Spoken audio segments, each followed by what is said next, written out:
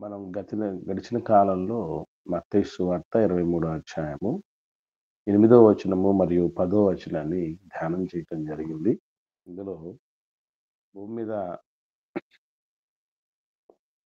ఎవరిని బోధకులని పిలవద్దు అన్నటువంటి రీతిగా ప్రభు బోధకులను పిలవబడవద్దు అని ఆ, శిష్యులతో మాట్లాడినటువంటి సందర్భం. అలాగే గురువు అని పిలువబడొద్దు అనే మాటలోని ఆంతర్యం మనం తెలుసుకోవటం జరిగింది. మనం అలా మనకున్నటువంటి అర్హతను బట్టి, దేవుడిచ్చినటువంటి ఒక చక్కని భాగ్యమును బట్టి మనం పిలిపించుకోవటం తప్పు కాదు. కానీ అర్హత లేకపోయినా, యోగ్యత లేకపోయినా పూర్తిగా దేవునికి దూరమైనటువంటి పరిస్థితి, ఆర్భాటాలకు హంగులకు మాత్రమే విలువనిస్తున్నటువంటి స్థితిలో, పాటించిన స్థితిలో ఘనతను కోరటం వద్దు అని ప్రభు చెప్పినటువంటి ఉద్దేశం. కనుక యోగ్యత కలిగిన వాళ్ళు తప్పనిసరిగా బోధకులని పిలువబడొచ్చు, గురువులని పిలువబడొచ్చు. స్వయంగా యేసు ప్రభుల వారే గురువు అని సంబోధించినటువంటి నీకోదేము గారు ఉన్నారు. అలాగే కొత్త నిబంధనలో ఎన్నో చోట్ల పత్రికల్లో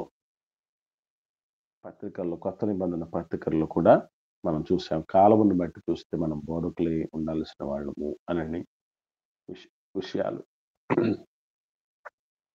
అలాగే దేవుని ప్రతినిధులందరూ కూడా దేవుణ్ణి ఎరుగని ప్రతి ఒక్కరికి బోధకులుగానే ఎదగాలి అన్నటువంటి దేవుని ఆకాంక్ష మనం చూడటం జరిగింది. ఇక ఈ సమయంలో 23వ అధ్యాయము 9వ వచనం, మత్తయి సువార్త 23వ అధ్యాయం 9వ వచనాన్ని మనం ఈరోజు ధ్యానం చేద్దాం. భూమి మీద ఎవనికైనను తండ్రి అని పేరు పెట్టవద్దు, ఒక్కడే మీ తండ్రి, ఆయన పరలోకమందున్నాడు. యేసు ప్రభుల వారు మాట్లాడినటువంటి విషయం. దీని విషయమై చాలా మందికి స్పష్టత కరువైంది. ఎలా కరువైంది, ఎందుకు కరువైంది, ఈ విషయాలను చాలా జాగ్రత్తగా మనం పరిశీలన చేయగలిగితే, ఎస్పెషల్లీ మనకు ఇంతకుముందు మీకు మాట చెప్పాను, మనకు ఎన్ని రకాల తండ్రులు ఉంటారండి? తండ్రులు ఎన్ని రకాలు ఉంటారు మీకు ఇంతకుముందు చెప్పాను, మీకు గుర్తుందో లేదు? ఇద్దరు ఉంటారన్నా. ఇద్దరు. ఓకే, ఇంకా ముగ్గురు సార్. ముగ్గురు. ఇంకా 3 రకాల రెండు తండ్రులు, 2 ఆత్మీయ రకాల తండ్రులు, 2 రకాలు, 3 రకాలు. ఇంకొంచెం ఎదగలిగితే 4 రకాలైన తండ్రులు ఉంటారు. ఇదేంటి కొత్తగా ఉందే అని అనుకుంటారా? ఒకసారి ఆలోచన చేయండి. మొదటిగా తండ్రి అయిన దేవుడు, మనందరి ఆత్మల కన్ను తండ్రి అయిన దేవుడు ఒక ఆయన అయితే, మనం ఈ లోకంలోనికి రావటానికి పాత్ర పోషించినటువంటి భౌతికమైన తండ్రి, దేవునిలో జన్మించటానికి ఆత్మీయంగా కన్న తండ్రి. ముగ్గురైతే 4వ రకపు తండ్రి కూడా బైబిల్లో ప్రస్తావించబడింది. ఆయన ఎవరంటే ఆత్మీయంగా పెంచిన తండ్రి. అంటే ఆత్మీయంగా ఒకరు బాప్తిస్మానికి ముందు బోధ చేసి ఎన్నో కష్టాలు పడి వాళ్ళని దేవుళ్ళో పుట్టేటట్టుగా చేసినటువంటి వ్యక్తి కొన్ని కారణాలను బట్టి ఆయనకు, అంటే ఈ బిడ్డలను, ఆత్మీయంగా కన్న పిల్లలను నేనే పెంచగలగాలి తుది శ్వాస విడిచేంత వరకు అని ఎరుగకపోవటం కావచ్చు. అలాగే బాప్తీసం తీసుకున్న పిల్లలు ఈ మధ్యకాలంలో లోకమంతా ఎట్లా తయారైందంటే, గొప్ప దైవజనుడి దగ్గర నేను బాప్టిజం తీసుకోవాలి, అలాగే యోర్దాన్ నదిలో తీసుకోవాలి, ఇవే ఆలోచన చేస్తున్నారు. అసలు ఎవరి దగ్గర బాప్టిజం తీసుకోవాలి అంటే, ఎవరైతే మనల్ని వెన్నంటి ఉండి మన ఆధ్యాత్మిక సాధక బాధకాలు చూసుకుంటూ ఉండగలుగుతారో మన ఆత్మల మీద లెక్క అప్పచెప్పగలిగినటువంటి గురుతరమైన స్థానంలో ఉంటారో, వాళ్ళ దగ్గరికి బాప్తిస్మం తీసుకోవాలి అనేది మనకు తెలియాలి. సరే ఇవన్నీ తెలుసో తెలియకో ఎలాగోలాగో ఒకరితో బాప్తిస్మం అనేది తీసుకోవటం జరిగింది. వాళ్ళు మన మధ్య లేరు. కొందరు కాలం చేశారు. అలాగే వారికి మనం దూరంగా ఉన్నాం. వారు మనకు దూరంగా ఉన్నారు. అసలు ఏ విధమైన కమ్యూనికేషన్ లేదు. ఇలాంటి సమయంలో మనం గుర్తుపెట్టుకోవాల్సిన విషయం ఏంటంటే, నేను నాటితిని, అపొల్లో నీళ్లు పోసెను అంటాడు పౌలు గారు.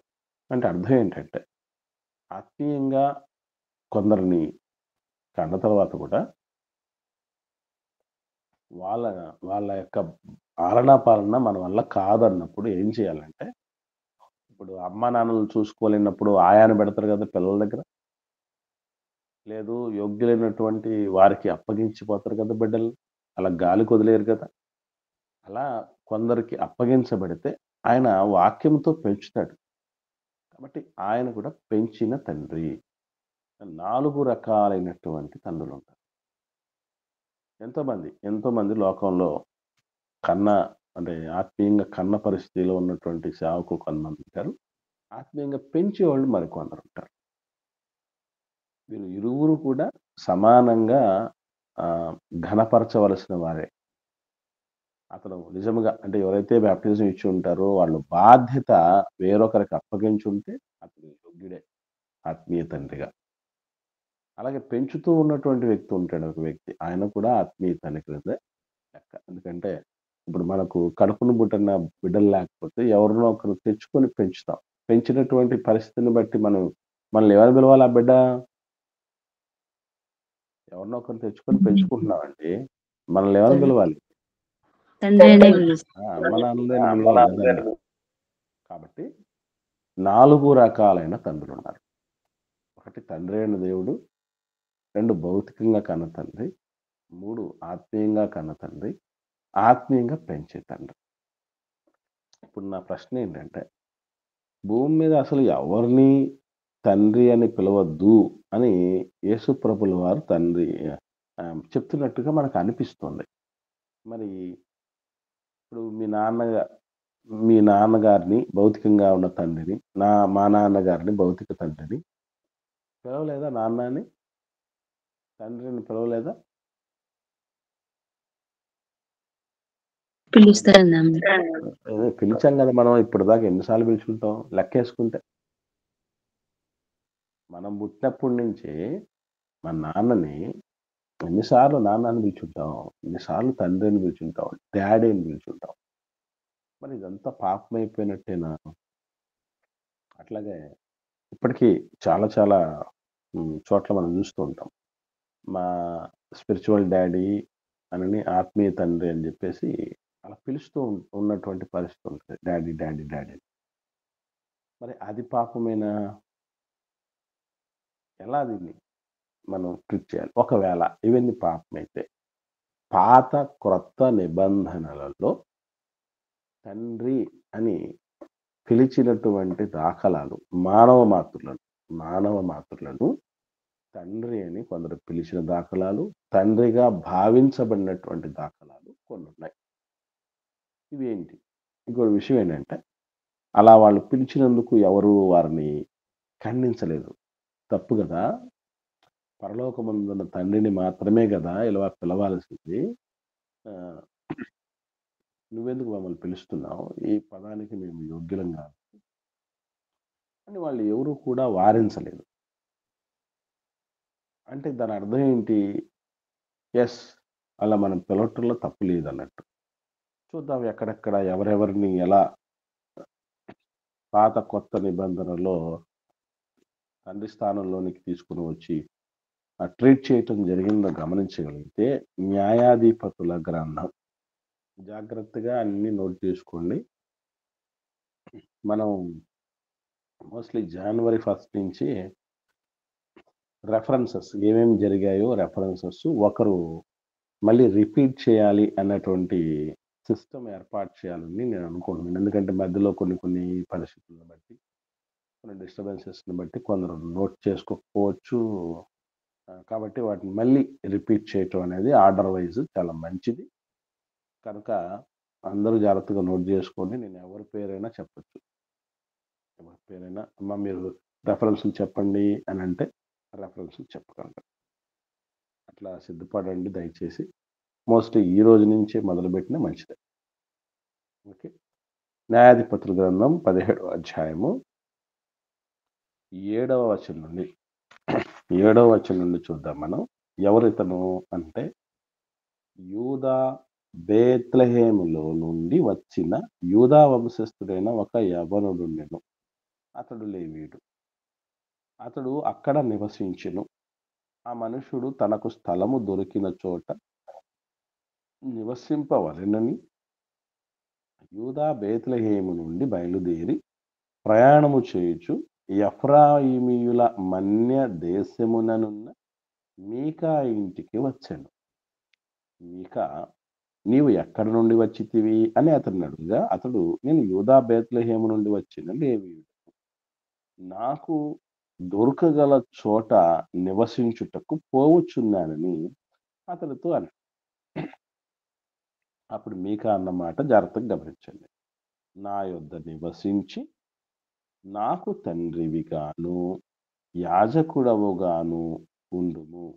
నేను సంవత్సరమునకు నీకు 10 వెండి రూకలును 1 దుస్తు బట్టలును ఆహారమును ఇచ్చేదనని చెప్పగా ఆ లేవీయుడు ఒప్పుకొని ఆ మనుషుని యొద్ద నివసించుటకు సమ్మతించెను. ఆ యవ్వనుడు అతని కుమారులలో ఒకని వలె ఉండెను. ఇక్కడ మీరు బాగా గమనించగలిగితే భౌతికంగా మీకాకు తండ్రి కాదు లేవీయుడు. కానీ కేవలం ఆత్మీయమైనటువంటి స్థితిలో లేవీయుడు అనగానే దైవికమైనటువంటి ఆత్మీయమైన ఆధ్యాత్మికమైనటువంటి స్థితిలో ఉన్నటువంటి వ్యక్తి అని చెప్పచ్చు. సో అతన్ని మా తండ్రిగా నువ్వు ఉండు, తండ్రి స్థానంలో నువ్వు ఉండు అని పిలిచినప్పుడు ఆయన కూడా ఆయన్ని యాక్సెప్ట్ చేసి ఆయన కుమారుల్లో ఒకనిగా చూసుకున్నట్లుగా మనం చూడాలి. ఇలా ఉండినప్పుడు మరి దీన్ని ఎవరైనా ఎందుకు ఖండించలేదు అనేది ఒకటి మనం ఆలోచించాలి. సరే ఇది పాత నిబంధన కదా, యేసుప్రభుల వారు కొత్త నిబంధనలో కదా చెప్పింది అంటే యేసుప్రభుల వారు చెప్పిన తర్వాత కూడా ఈ తండ్రి బిడ్డల యొక్క ఉమ్, పరంపర కొనసాగింది. దాన్ని ఎలా మనం అర్థం చేసుకోవాలి ఇది గమనించాలి. అలాగే రాజుల 2వ గ్రంథం కూడా చూద్దాం. చరిత్రలో ముందు పాత నిబంధనలో ఎక్కడెక్కడ ప్రస్తావన అనేది మనం జాగ్రత్తగా గమనిద్దాం. ముందుకు సాగుదాం. రాజుల 2వ గ్రంథం 2వ అధ్యాయం 12వ వచనం చూద్దాం. 12వ వచనం. ఇది సందర్భం ఏంటి అంటే వాళ్ళు ఈ ఎలీషా ఏలియాలు, ఎలీషా గారు గురువు గారు, ఏలియా గారు శిష్యుడు, వీళ్ళిద్దరు మాట్లాడుకుంటూ ఉంటున్నప్పుడు అగ్నిరథములు అగ్నిగుర్రములు వచ్చి ఈ ఎలీషా గారి నుంచి ఈ ఏలియా గారిని వేరు చేసుకొని తీసుకెళ్ళిపోతారు. ఇది సందర్భం. ఆ టైంలో 12వ వచనంలో ఎలీషా గారు ఏమంటున్నారంటే ఎలీషా అది చూచి నా తండ్రి నా తండ్రి ఇశ్రాయేలు వారికి రథమును రౌతులును నీవే అని కేకలు వేసెను. అంతలో ఏలియా అతనికి మరలా కనబడకపోయెను. సో ఇక్కడ మీరు గమనించగలిగితే ఒక గురువు గారిని, ఆధ్యాత్మిక గురువుని నా తండ్రి అని పిలిచిన సందర్భం కనబడుతుంది. ఇక్కడ ఏలియా గారంటే దిద్దడానికి లేడనుకుందాం. దేవుడు ఉన్నాడు కదా, ఏంట్రా పిచ్చి మాటలు, తండ్రిని నేను ఒక్కడినే కదా, ఎందుకు ఏలియా అని పిలుస్తున్నావు అని దేవుడు ఎక్కడ ఖండించలే. Note this point. అక్కడ లేవీయుని తండ్రి అని పిలవటం జరిగింది మీకా న్యాయాధిపతులలో. ఇక్కడ ఏలియా గారిని ఎలీషా గారు తండ్రి అని పిలిచినటువంటి సందర్భం ఉంది. ఇంత మాత్రమే కాదు. 6వ అధ్యాయానికి వద్దాం. 21వ వచనం. ఇక్కడ ఒక సందర్భం ఉంది. అదేంటంటే సిరియా రాజు ఇస్రాయేల్ రాజు యొక్క రహస్యాలను తెలుసుకొని వాళ్ళని ముట్టడి వేసి వాళ్ళని దోచుకోవాలన్నటువంటి ఆలోచనలతో నిండిపోయి ఉంటాడు. అన్ని దేశపు రాజు. రెఫరెన్స్ మళ్ళీ చెప్పండి అన్న. అమ్మ రాజుల 2 గ్రంథంలోనేమ్మ 6వ అధ్యాయము. ఈ సందర్భం అంతా ఎక్కడి నుంచి మొదలవుతుందంటే 8వ వచనం నుండి మొదలవుతుంది. రాజుల 2వ గ్రంథం 6వ అధ్యాయము 8వ వచనం నుండి ఈ సందర్భం అంతా ఉంటుంది. ఇశ్రాయేలీయుల రాజును ముట్టడించాలని, మట్టుపెట్టాలని కొన్ని రహస్య స్థావరాలు లాంటివి ఏర్పాటు చేసుకొని మాటు వేసి పట్టుకోవాలని చూస్తున్న ప్రతిసారి ఇశ్రాయేల్ రాజుకి విషయం వెళ్ళిపోయేది. ఇదిగో పలానా సిరియా రాజు పలానా పలానా స్థలంలో వాళ్ళ యొక్క దండ్లను పెట్టాడు, వాళ్ళకి కాపు పెట్టాడు, అక్కడికి మీరు కానీ మీకు సంబంధించిన వాళ్ళు కానీ వెళ్ళొద్దు అని ఎలీషా గారు సమాచారం ఎప్పుడు అందించేవాడు రాజుకి.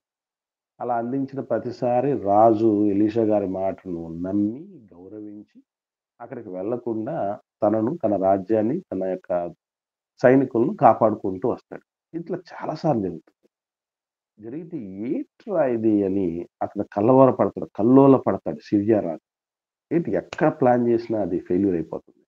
ఎలా తెలిసిపోతుంది ఇశ్రాయేల్ రాజు?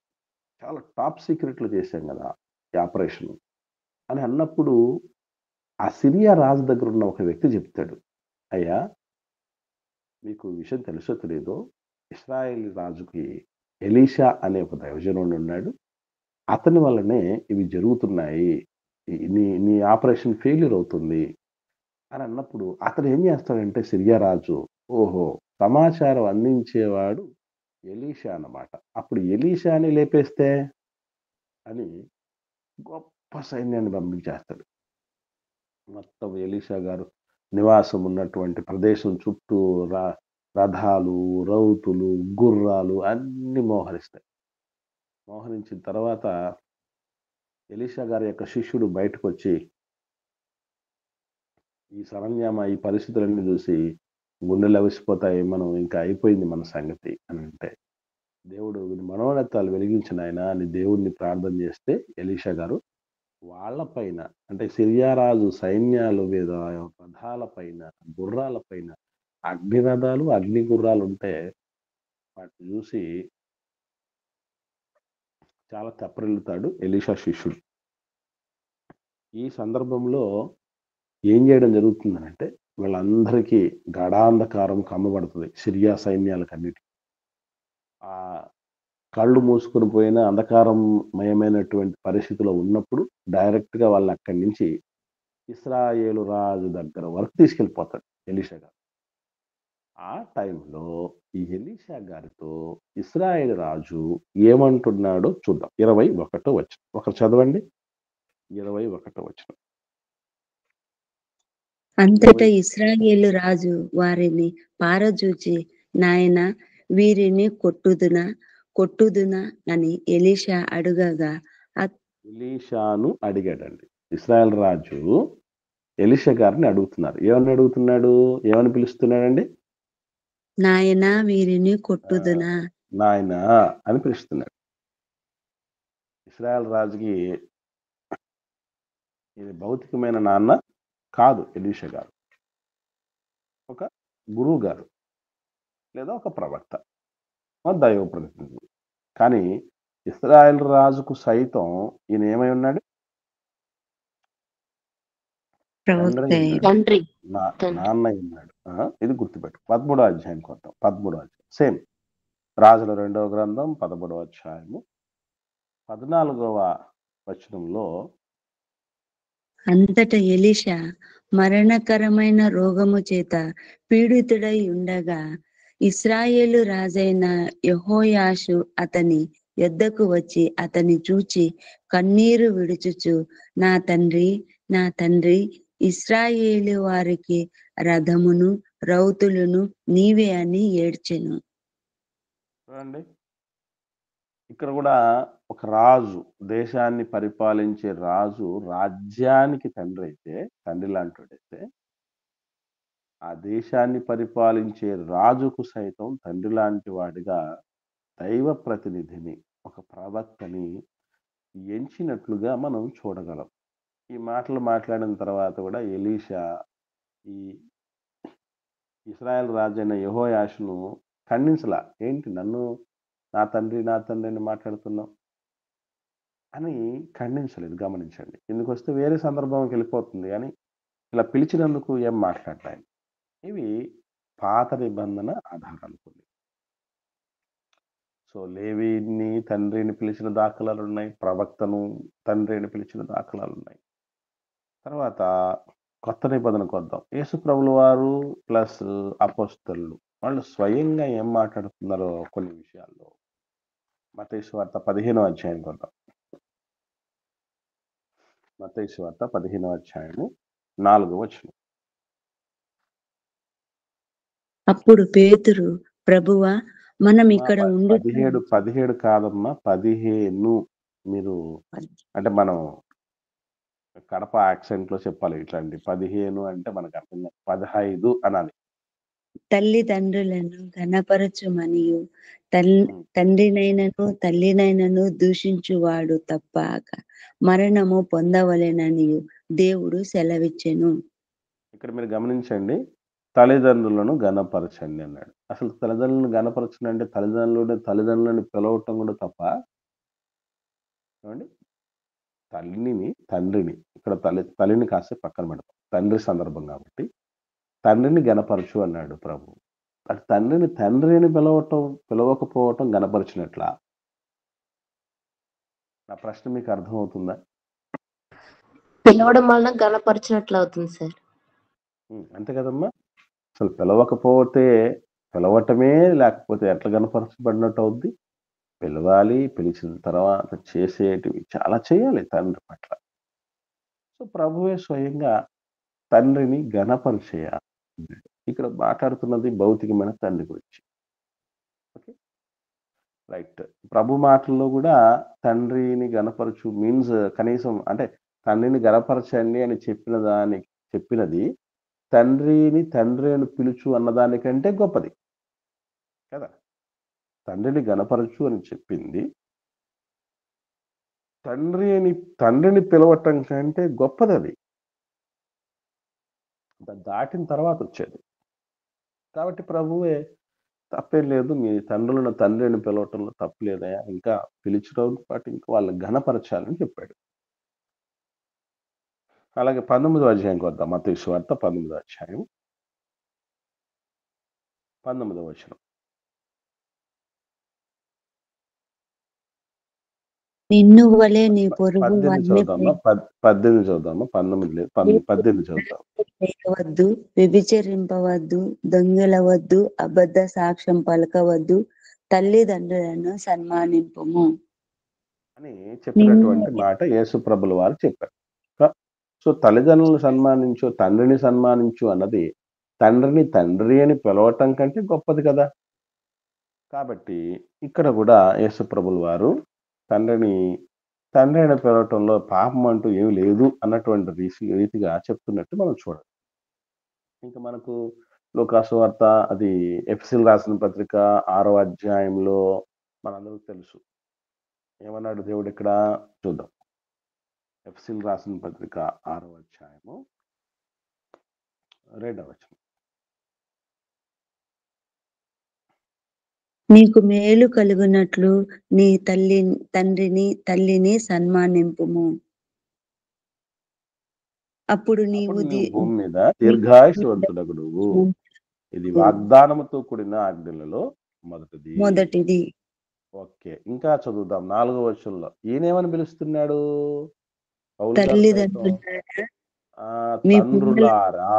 తండ్రులారా అన్నాడు. ఇదేంటిది? తండ్రిని పిలిచేస్తున్నాడు ఏంటి పౌలు గారే చెప్పేస్తున్నాడు, తండ్రులారా అంటున్నాడు ఏంటి అంటే పిలవచ్చా తండ్రిని? మరి యేసు ప్రభు అక్కడ చెప్పిన దానికి అర్థం ఏంటి? ఇది మనస్కరించండి. ఇలా చాలా ఉన్నాయి. పౌలు గారు తిమోతి గారికి రాసిన మొదటి పత్రికలోను, 2వ పత్రికలోను, తీతుకు రాసిన పత్రికలోను ఏమని పదాలు కనపడతాయి మనకు ప్రారంభంలో? గమనించారు ఎవరైనా? తిమోతి గారికి రాసిన మొదటి పత్రిక మొదటి అధ్యాయం ప్రారంభంలో, రెండవ పత్రిక మొదటి అధ్యాయం ప్రారంభంలో, తీతుకు రాసిన పత్రిక మొదటి అధ్యాయం ప్రారంభంలో ఏం కనపడతాయి గమనించారండి ఎవరన్నా? బ్రదర్స్ కానీ సిస్టర్స్ కానీ, నా నిజమైన కుమారుడగు తిమోతి, నా నిజమైన కుమారుడగు తీతు అని అంటాడు పౌలు గారు. అటు నా నిజమైన కుమారుడు అంటే ఇంతకు ఆ కుమారుడికి ఈయనేమవుతాడు? తండ్రి అవుతాడు. తండ్రి అవుతాడు. అది సర్వసాధారణం. ఇంకోటి యోహాను గారు రాసిన పత్రికలో, ఎస్పెషల్లీ మొదటి పత్రికలో చిన్నపిల్లలారా చిన్నపిల్లలారా చిన్నపిల్లలారా అని పిలిచిన సందర్భాలు కనపడతాయి. మరి దానికి మనం ఎలా అర్థం చేసుకోవాలి? ఎన్నిసార్లు చెప్పాడో చూస్తే యోహాను గారు రాసిన మొదటి పత్రిక చూద్దాం.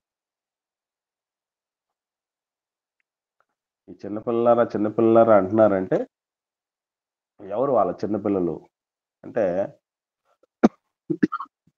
వాళ్ళు ఆత్మీయంగా కన్నటువంటి పిల్లలే. అందుకే చూద్దాం. 2వ అధ్యాయము ప్రారంభం. యోహాను గారు రాసిన మొదటి పత్రిక 2వ అధ్యాయము నా చిన్న ప్రారంభంలో చూద్దాం. మీరు పాపము చేయకుండుటకై ఈ సంగతులను మీకు వ్రాయిచున్నాను. నా చిన్న ఎవడైనా పిల్లల చాలక్క, నా చిన్న పిల్లలారా అని పిలిచాడు. 12వ వచనం. చిన్న పిల్లలారా, ఆయన నామమును బట్టి మీ పాపములు క్షమింపబడినవి గనుక మీకు వ్రాయిచున్నాను. 18వ వచనం చూడండి. చిన్న పిల్లలారా, ఇది కడవరి గడియ. క్రీస్తు విరోధి వచ్చునని వింటిరి కదా. ఇప్పుడును అనేకులైన క్రీస్తు విరోధులు బయలుదేరి ఉన్నారు. ఇది కడవరి గడియ అని దీని చేత తెలుసుకొనుచున్నాము. అక్క, ఇక్కడ మీరు గమనించండి పిల్లరా, చిన్నపిల్లలారా అంటే పసిపిల్లల కోసం చెప్తున్న మాటలు కాదు ఇవి. ఎందుకంటే పత్రికలన్నీ చిన్నపిల్లలు చెప్తే ఏమర్థం అవుతుందండి? ఎవరి చిన్నపిల్లలు? ఆత్మీయ బిడ్డలు, దేవుని అప్పుడప్పుడు తెలుసుకుంటాం. ఆత్మీయమైనటువంటి పిల్లలు. కాబట్టి మన బిడ్డలు ఎంత పెద్దోళ్ళు ఉన్నా కూడా తల్లిదండ్రులకు చిన్నపిల్లలే కదా. అందుకే ఆయన అలా ట్రీట్ చేస్తూ మాట్లాడుతున్నాడు ఆత్మీయమైనటువంటి బిడ్డలు. 3వ అధ్యాయానికి వద్దాం. ఇక్కడ ఎన్నిసార్లు చెప్పాడు. 3వ అధ్యాయం 7వ వచనం. చిన్న పిల్లలారా ఎవరును మిమ్మల్ని మోసపరచనీయద్దు అంటాడు. 3వ అధ్యాయము 7వ వచనం. అట్లాగే 18వ వచనంలో కూడా ఇదే 3వ అధ్యాయము యోహాను గారు రాసిన మొదటి పత్రిక 3వ అధ్యాయము. మాటతోనూ నాలుకతోనూ కాక క్రియతోనూ సత్యముతోనూ ప్రేమింతము. చిన్న బిడ్డలు అసలు వీళ్ళకు క్రియతో సత్యంతో ప్రేమించాలని తెలుసు. అసలు మామూలు భౌతికమైన చిన్నపిల్లల కింద మనం తీసుకుంటే అది అసలు జరిగింది వాళ్ళకి. అది వర్తించింది. ఇది మనకు ఆత్మీయమైన పిల్లలని మనం అర్థం చేసుకోవటానికి దోహదపడేది. 4వ అధ్యాయము 4వ వచనం. యోహాను గారు రాసిన మొదటి పత్రిక 4వ అధ్యాయం 4వ వచనం. మీరు మీ దేవుని సంబంధులు. వీటిలో మీలో ఉన్నవాడు లోకములో ఉన్నవాని కంటే గొప్పవాడు గనక మీరు వారిని జయించి ఉన్నారు. జయించరా? చిన్నపిల్లలు ఎవరు జయిస్తారండి? మామూలుగా అయితే భౌతికంగా ఉన్న చిన్నపిల్లలు ఎవరు జయిస్తారు? ఇవి కేవలం ఆత్మీయమైన బిడ్డల్ని ఉద్దేశించి మాట్లాడుతున్నారు. 5వ అధ్యాయం 21వ వచనం. చిన్న పిల్లలారా విగ్రహముల జోలికి పోకుండా జాగ్రత్తగా ఉండండి అంటాడు. అసలు విగ్రహాలకు జోలికి పోయేవాళ్ళు ఎవరు? పెద్దలే కదా. వాటి పెద్దలు ప్లస్ వాళ్ళు ఆత్మీయమైనటువంటి పిల్లలు. ఇక్కడ మనం జాగ్రత్తగా గమనించగలిగితే అటు పాత నిబంధనలో ఒక యాజకుణ్ణి తండ్రిగా మాట్లాడినట్టు చూడగలం. అలాగే ఒక ప్రవక్తని తండ్రిగా రాజులు సైతం చూసినట్లు చూడగలం. శిష్యులు గురువు గారిని తండ్రిగా చూసిన దాఖలాలు మనకు తెలుసు. ఈవెన్ కొత్త నిబంధనకు వచ్చినప్పుడు కూడా యేసు ప్రభుల వారు, పౌలు గారు, మిగిలినటువంటి దైవజనులు అందరూ కూడా పిలిచినట్టుగా చూడగలం. ఇంత మాత్రమే కాకుండా యోహాను గారు రాసిన మొదటి పత్రిక 5వ అధ్యాయము ప్రారంభ వచనం చూడండి. ఏసే క్షమించండి. క్రీస్తు అయి కాదమ్మా. ఉన్నాడని తిమోతి గారికి రాసిన మొదటి పత్రిక 5వ అధ్యాయం. తిమోతి గారికి రాసిన మొదటి పత్రిక 5వ అధ్యాయం ప్రారంభం.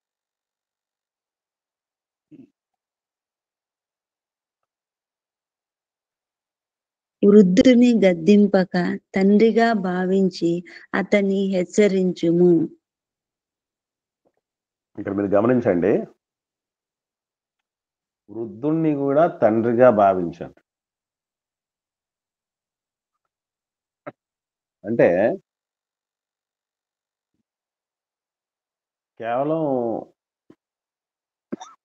ఆత్మీయ తండ్రిని, భౌతికమైన తండ్రిని, తండ్రి అయిన దేవుణ్ణి వీళ్ళని మాత్రమే కాకుండా వృద్ధుణ్ణి కూడా తండ్రిగా భావించు అని మాట్లాడుతున్నాడు పౌలు గారు. సో వీటన్నింటిని బట్టి మనం ఆలోచన చేసినప్పుడు యేసు ప్రభుల వారు చెప్పిన మాటలోని ఆంతర్యం ఏమిటి అని ఆలోచన చేస్తే ఇప్పుడు వద్దాం. మత్తయి సువార్త 23వ అధ్యాయంలో 9వ వచనంలో భూమి మీద ఎవనికైనా, ఇక్కడ ఎవనికైనా అన్న దాంట్లో మన భౌతికమైన తండ్రి వస్తాడు, ఆత్మీయ తండ్రి వస్తాడు, ఆత్మీయంగా కన్న తండ్రి కావచ్చు, ఆత్మీయంగా పెంచిన తండ్రి కావచ్చు, ఇంకా చెప్పాలంటే వృద్ధులు కూడా వస్తారు. సో భూమి మీద ఈ ఎవరికైనా తండ్రి అని పిలవద్దు అనలేదు ప్రభు. గమనించారా? ఈ డిఫరెన్స్ గమనించారా? మాట్లాడండి అమ్మా, బ్రదర్స్ కానీ సిస్టర్స్ కానీ. చూసాం సార్. ఇక్కడ పేరు పెట్టొద్దు అన్నారు. పిలవద్దు అనలేదు. తండ్రి అని పేరు పెట్టొద్దు. ఇది తండ్రి అని పేరా? తండ్రి అనేది పిలుపా పేరా? పిలుపు. మరి ఇక్కడ పేరు పెట్టొద్దు అంటున్నాడండి. ఇప్పుడు ఎవరైనా ప్రపంచంలో తండ్రి అని పేరు పెడతారు? ఎవరికైనా సంఘానికి పెట్టన్నారు ఏమనమ్మా? తండ్రి సన్నిధి అని. తండ్రి సన్నిధి అని సంఘానికి పేరు పెట్టారు. కానీ ఇక్కడ మీరు గమనించగలిగితే మనుషులలో ఎవరికైనా తండ్రి అని పేరు పెడతాం మనం. పెట్టమండి. పేరే తండ్రి, పిలుపు కాదు. పిలుపు కాదండి, పేరే తండ్రి. అంటే అసలు యేసు ప్రభుల వారు మాట్లాడిన ఈ మాట ద్వారానే మనం అర్థం చేసుకోవచ్చు. తండ్రి అని ఎవరిని పిలవద్దు అనలా ప్రభు. భౌతికమైన తండ్రిని పిలవచ్చు, ఆత్మీయమైన తండ్రిని పిలవచ్చు, వృద్ధుని పిలవచ్చు, ఆత్మీయంగా పెంచిన తండ్రిని పిలవచ్చు. కానీ ఏం చేయకూడదు అంటే పేరు పెట్టకూడదు. ఆ వ్యక్తులకు పేరు పెట్టకూడదు. మరి పేరు పెట్టడం ఏంటి అర్థం? ఇది లేదు మనకి.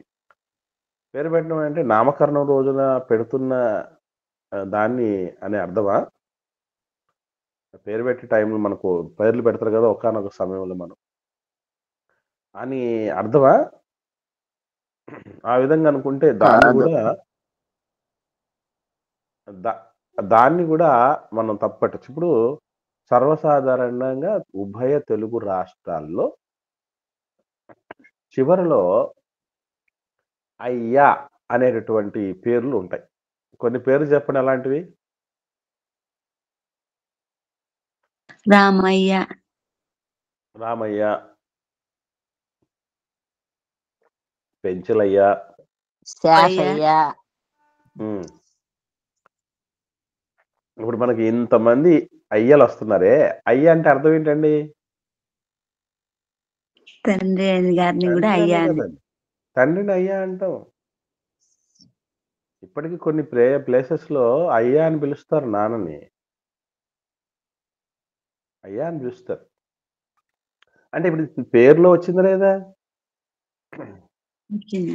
వచ్చింది. అంటే ఈ పేర్లన్నీ గూడా పాపపంకిలమైనటువంటివనే అర్థం? లేకపోతే ఎలా ప్రభు మాటని మనం ఎలా అర్థం జేసుకోవాలి?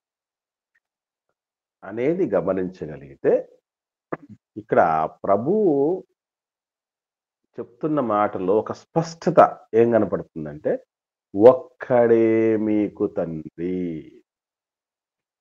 తండ్రి ఒక్కడే అంటే ఏంటి? ఇప్పుడు నేను ఇప్పటివరకు మాట్లాడిన మాటల్లో మీకు 5 రకాలైన తండ్రులు కనపడ్డారు కదా! మనం 2 బోయి, 3 బోయి, 4 బోయి 5 రకాలొచ్చారు. ఎవరెవరని చదువుకున్నాం, నేర్చుకున్నాం మనం? తండ్రైన దేవుడు, భౌతికమైన తండ్రి, ఆత్మీయంగా కన్న తండ్రి, ఆత్మీయంగా పెంచుతున్న తండ్రి, వృద్ధుడు. ఎంతమంది అని మేము మాట్లాడుతూ ఉంటే, యేసుప్రభుల వారి మాటలో ఒక్కడే మీకు తండ్రి. అంటే ఇప్పుడు మనం ఇప్పటిదాకా మాట్లాడుకున్నది తప్పా? మంది ఒప్పైతే యేసుప్రభు కాదు చెప్పింది తప్పా? కాదు ఎలా దీన్ని అర్థం చేసుకోవాలంటే, యేసు ప్రభుల వారి మాటలలోని ఆంతర్యం ఏమిటి? అంటే అక్కడే ఈజీగా కనుక్కోవచ్చు. ఒక్కడే మీ తండ్రి, ఆయన పరలోకమందున్నాడు. అంటే, అంటే దాని అర్థం ఏంటంటే, ఎవరిని దేవుడి స్థానములోనికి తీసుకురావద్దు. తండ్రి అయిన దేవుడి స్థానము ఆయనకు మాత్రమే చెల్లు. ఆయన ప్లేసులోనికి ఎవ్వరిని తీసుకురావద్దు. తండ్రి పరలోకమందున్న మా తండ్రి. పరలోకంలో ఒక తండ్రే ఉన్నాడు. ఆయన కొరకు మాత్రమే అది వాడాల్సింది. ఈరోజు దేవుడి స్థానంలోనికి, తండ్రి అయిన దేవుని స్థానంలోనికి చాలా మందిని తీసుకొచ్చే ప్రయత్నం చేసింది ప్రపంచం. ఎవరిని తీసుకురావాలనుకునింది? చెప్పండి, మీకు తెలుసునుంటే, ఆలోచనుంటే. బిషప్ తండ్రి అని. ఏమా? ఆహాహా! అది కాదబ్బా! బిషప్ తండ్రి అని పిలవటం తప్పు గాదు. మళ్ళీ మీరు అక్కడికెళ్ళిపోకండి. బిషప్ తండ్రి అని పిలవటం తప్పు గాదు. బిషప్ తండ్రిని ఎవరిని అనుకోకూడదు?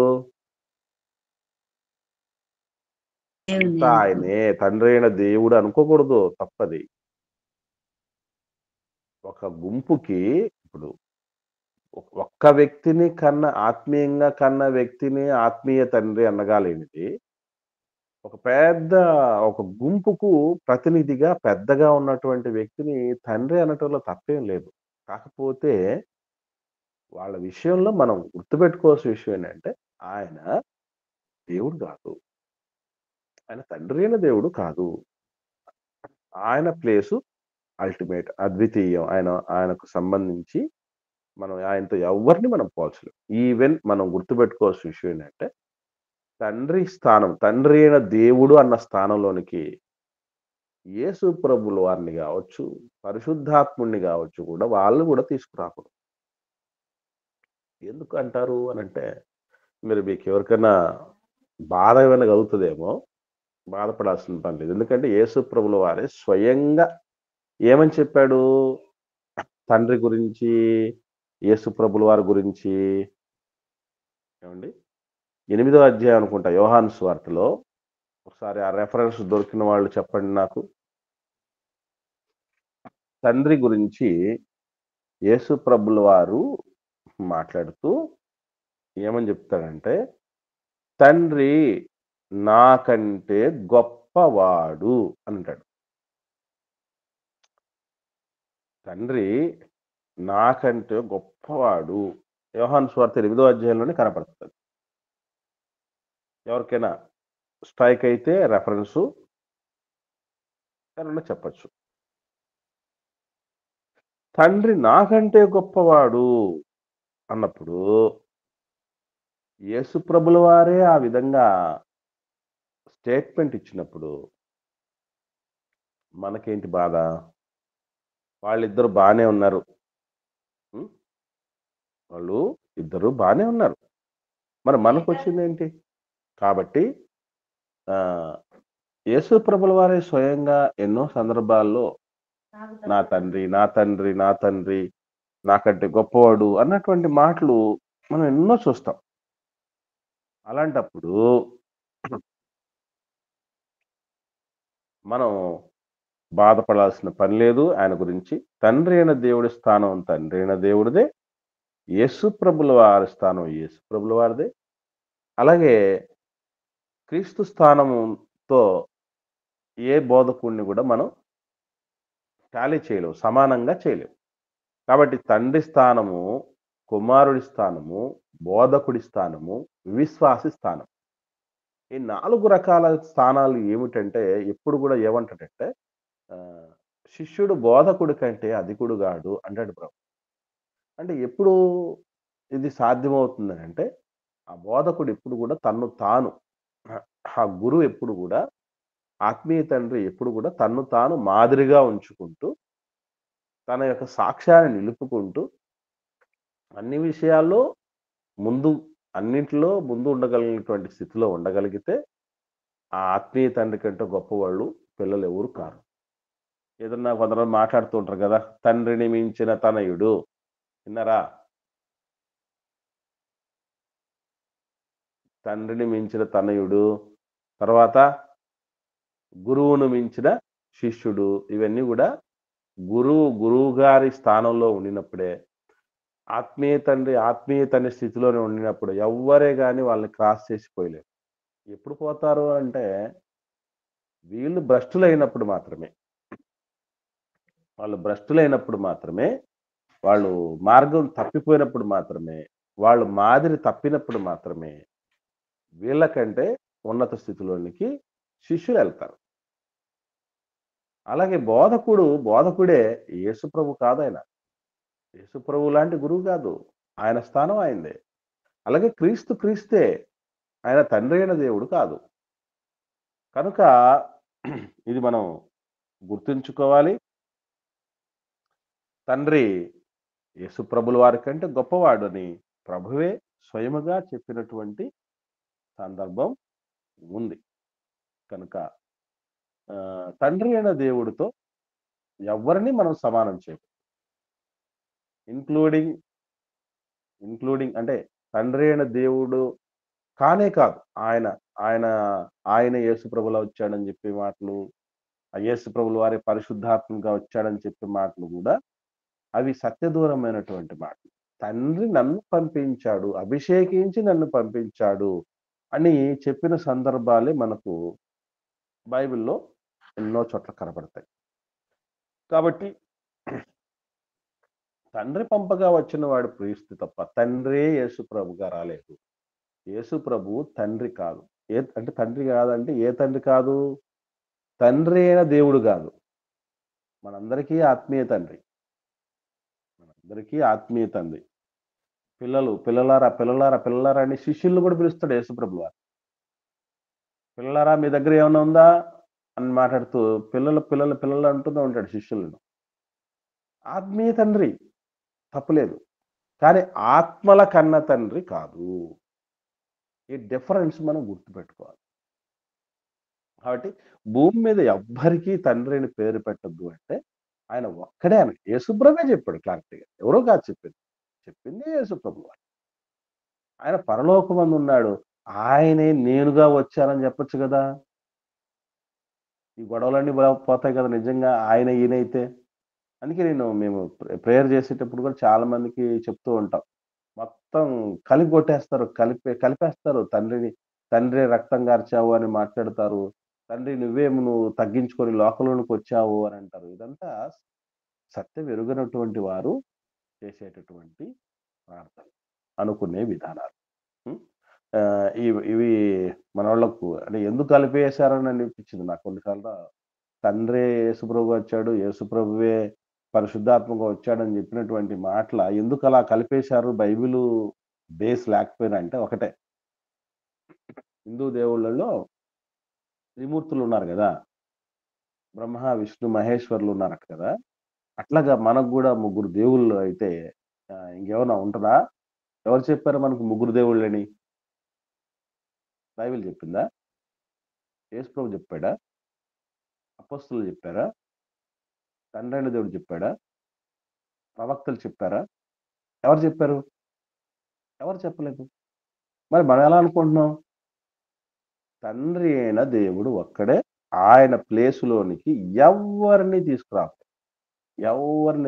ఎవరిని పడితే వాళ్ళని దేవుడు దేవుడు దేవుడు అని చెప్పేస్తారు. రాంగ్ అది.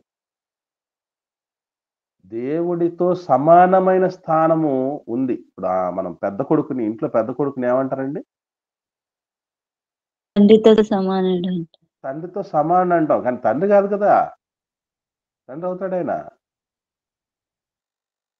ఎట్టి పరిస్థితుల్లో కాదు. అలాగే తండ్రితో సమానుడైనటువంటి వాడే కానీ ప్రభువుల వారు తండ్రి అయిన దేవుడు కాదు అనేది మనం గమనించాలి.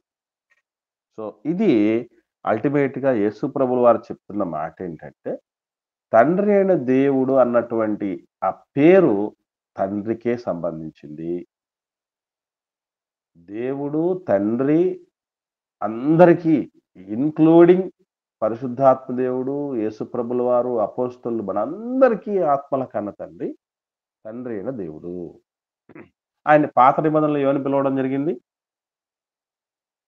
యెహోవా అని. యెహోవా అని పిలవటం జరిగింది. మరి కొత్త నిబంధనలు ఎందుకు లేదు ఆ పేరు? ఎక్కడన్నా చూసారా మీరు కొత్త నిబంధనలో యెహోవా అన్న పేరు? యేసుక్రీస్తు ప్రభుల వారే తండ్రి అని. అదే నేను అడుగుతున్న విషయం ఏంటంటే అక్క, యెహోవా అనే పేరు లేదన్నా తండ్రి అనే పిలవబడింది. వెరీ గుడ్ అమ్మ. ఎక్కడ కనబడదు.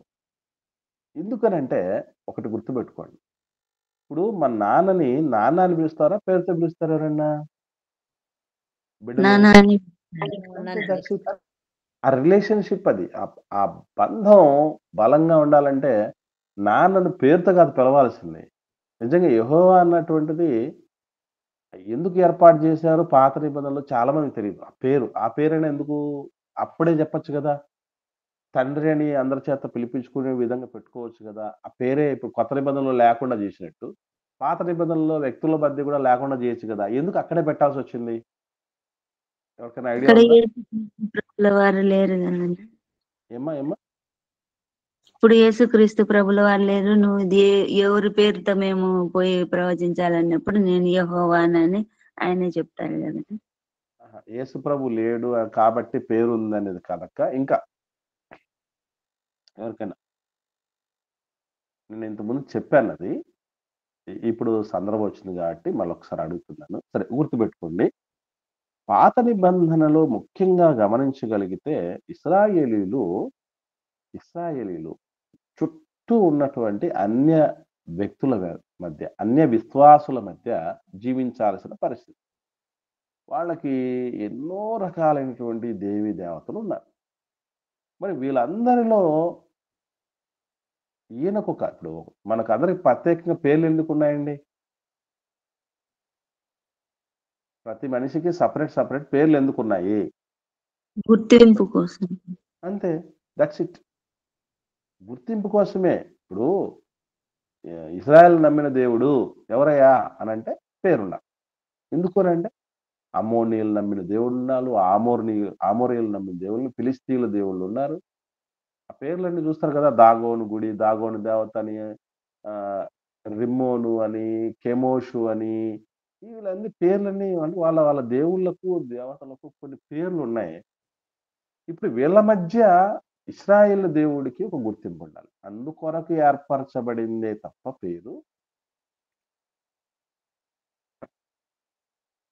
ఆ పరిస్థితి ఇశ్రాయేలులకు, మొత్తం అన్ని జనులకు, అందరికి కూడా కొత్త నిబంధన కాలానికి వచ్చేసరికి చాలా మాడిఫికేషన్ జరిగాయి. చాలా బలపడ్డారు ఇశ్రాయేలీలు.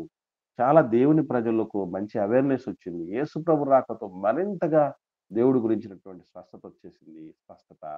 అందుకొరకే కొత్త నిబంధనలో ఎక్కడే గాని ఆ పేరు కనపడదు. తండ్రి అనేది కనపడుతుంది. సో తండ్రి అనేటువంటి పేర్లు మనకు అల్టిమేట్‌గా కనబడుతున్నాయంటే, ఈవెన్ యేసు ప్రభుల వారే పిలిచేస్తున్నారంటే అది తండ్రి అయిన దేవుడికి సంబంధించింది.